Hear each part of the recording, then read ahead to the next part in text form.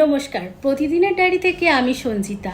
আজকে আমি যে লেখাটি আপনাদের পড়ে শোনাবো, সেই লেখাটি কে লিখেছেন আমি ঠিক জানি না, তবে এই লেখাটি পড়ে আমার মন ছুঁয়ে গেছে।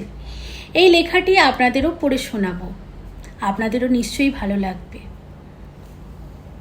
এই লেখাটি শোনার পরে হয়তো আপনাদেরও মন ছুঁয়ে যাবে। একজন মা তার ছেলেকে জন্ম দেন নারী থেকে। একজন স্ত্রী সেই ছেলেকেই স্বামী হিসাবে জন্ম দেন হৃদয় থেকে। একজন মা অদেখা ছেলেকেই অনুভব করেন পেটে হাত রেখে 10 মাস 10 দিন। একজন স্ত্রী সেই অচেনা ছেলেকে অনুভব করেন বুকে হাত রেখে সারাটি জীবন। একজন মা জন্ম দেন একজন শিশুপুত্রকে। একজন স্ত্রী জন্ম দেন একজন পরিণত পুরুষকে।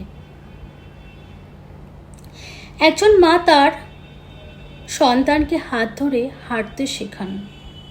একজন স্ত্রী সেই সন্তানের হাত ধরেই জীবনের সমস্ত পথটা হাঁটেন। একজন মা তার সন্তানকে কথা বলতে শেখান। একজন স্ত্রী প্রিয় বন্ধু হয়ে সারা জীবন তার কথা বলার সঙ্গী হয়ে ওঠেন। সন্তানের দায়িত্ব কাঁধে আসতেই মা তার সমস্ত পৃথিবী ভুলে যান। আবার স্ত্রী সেই সন্তানের দায়িত্ব নেবেন বলেই তার সমস্ত পৃথিবীটা ছেড়ে একদিন চলে আসেন। সন্তান না খেতে পারলে পাতের সেই উচ্ছিষ্ট খাবার মা এবং স্ত্রী উভয় খান। আবার সন্তান এবং স্বামীর মঙ্গল কামনায় উপবাস মা এবং স্ত্রী দুজনেই করে থাকেন। সন্তানকে বড় করেও সন্তানের থেকে প্রতিটা মাকেই আঘাত পেতে হয়। আবার স্বামীকে বিয়ে করেও প্রত্যেকটি স্ত্রীকে এক না একদিন নির্যাতিত হতেই হয়। মায়ের কাছে সন্তানের জীবনের দায়িত্ব নেওয়ার শুরু প্রায় 20 বছর। স্ত্রীর কাছে স্বামীর জীবনের দায়িত্ব নেভানোর শেষ বাকি 60টি বছর।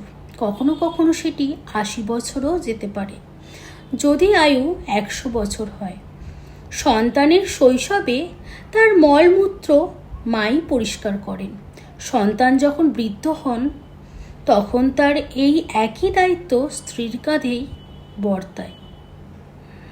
মায়ের কোল হলো সেই কোল যেখানে সন্তানের জন্ম হয়, অর্থাৎ প্রথম বিছানা। স্ত্রীর কোল হলো সেই কোল যেখানে আমাদের মৃত্যু হয়, অর্থাৎ শেষ বিছানা।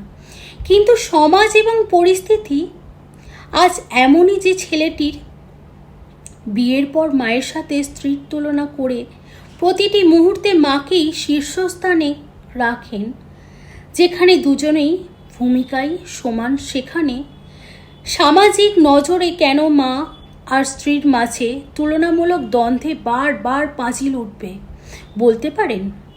গর্ভ থেকে জন্ম নেওয়াটাই মা ও স্ত্রীর মধ্যে যদি সবচেয়ে বড় পার্থক্য হয়ে থাকে, তাহলে শেষ কথা একটাই বলবো, একজন আপনাকে গর্ভে ধারণ করেছেন, একজন আপনার জন্য গর্ভধারণ করবেন।